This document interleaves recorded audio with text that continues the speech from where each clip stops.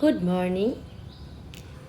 সকালটা তো শুরু হয় ভোর 5টার সময়, কারণ আমরা প্রতিদিন সকালবেলা মর্নিং ওয়াকে যাই, আর তার জন্য অনেক সকালে আমাকে ঘুম থেকে উঠতে হয়।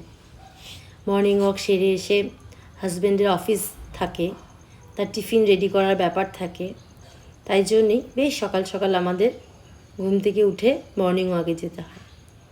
আচ্ছা, তোমরা কে কে মর্নিং ওয়াকে যাও বলো তো, জানাবে কিন্তু।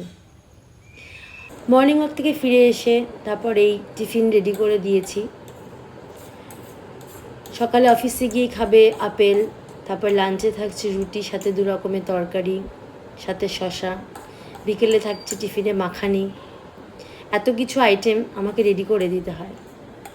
আর আজকে সকালে খেয়ে গেছে কর্নফ্লেক্স ছাতু দিয়ে। এই জন্য খুব তাড়াহুড়ো থাকে সকালবেলা আমার। লাঞ্চ বক্স রেডি, এখন তার অফিস যাওয়ার পালা।